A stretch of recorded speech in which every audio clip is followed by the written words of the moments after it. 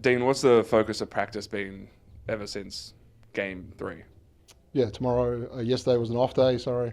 So I think everybody needed that day to kind of gather himself, to get over it and to move forward. And so, I sent some messages to the group just about the things that, we need to be focusing on, the things that we can control. It's a 5-game series for a reason. And look forward to going down there. How have the last 24 hours been for you, just basically getting over the moment? Yeah, every game at home, I come home and walk the dog around the block before I do anything, and so that was a good start for me to just have a dog that doesn't care about the result and just gets on with life.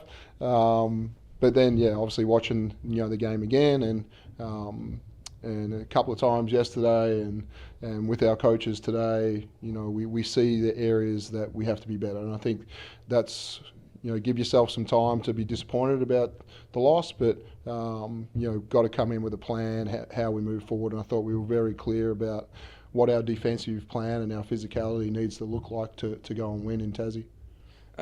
Once you got sort of over the moment, and initially you mentioned the O boards and the 3-point attempts from them, once you got sort of over the shot and got a chance to actually look at the game and analyze and review it, what were some of the big takeaways as things that you could have done better to put yourself in a better position at the end of that game?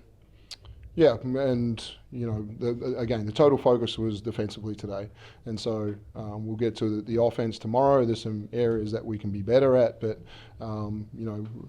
that we highlighted the areas you just spoke about. To go from their offensive rebound percentage in the first game to 20% to be over 40%, that as a series wore along, they've continued to get better in that area. And we see how we can improve and limit their opportunities to have second shots and, the multiple opportunities that they're getting. Same at the other end. We're one step away from being great defensively, but holding them to 18 3-point attempts to 33, it's an area that's nearly doubled again. So if we can lock down in those two areas, and we're only one step off right now. You spoke about your defensive focus. What's it like having Daly and Shilly?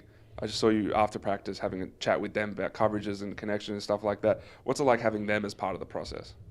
Yeah, Shay's so elite in connection to the basketball, and at different times he's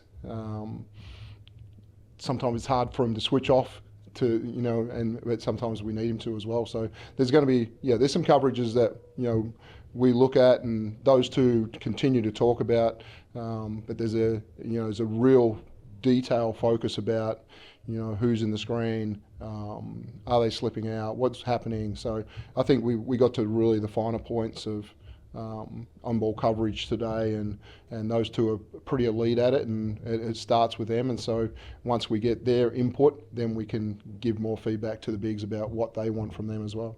What is the key to getting more out of those bigs? The output wasn't what we would have expected from those two. No doubt it would have come down to what the JackJumpers did and the rotations that they went with at the end of the game. How do you get more out of Joe and Ari?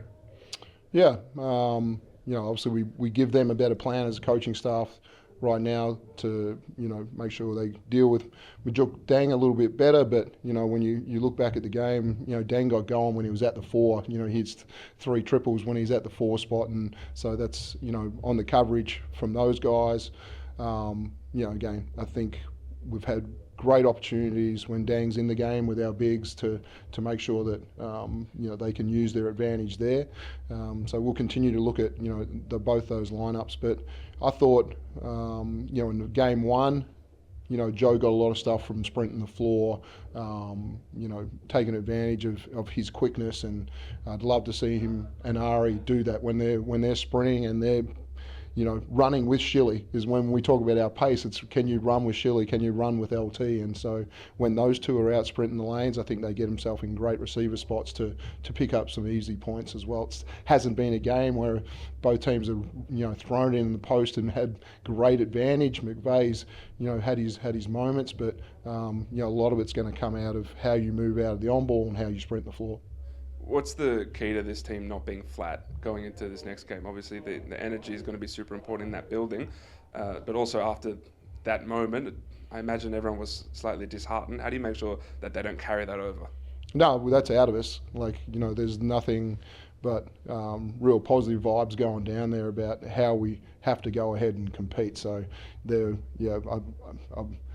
can guarantee you, flat is not a word that will be used when you see us play in Game 4 of this Grand Final Series. You're going to see an inspired, passionate team, throwing everything they can to go and get this win.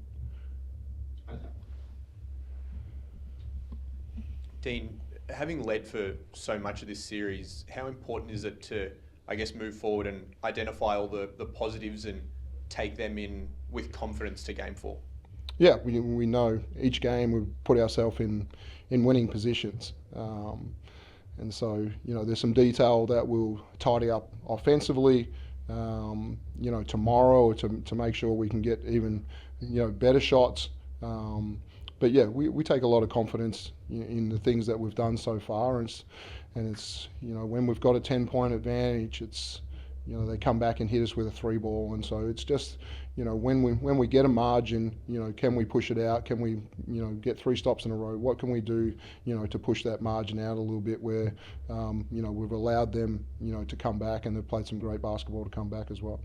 You've talked about McVeigh in the post. He's done most of his damage from beyond the arc this series. How impressed have you been in LT and Luke Travers and his ability to guard him one-on-one and take away much of his offense inside the paint?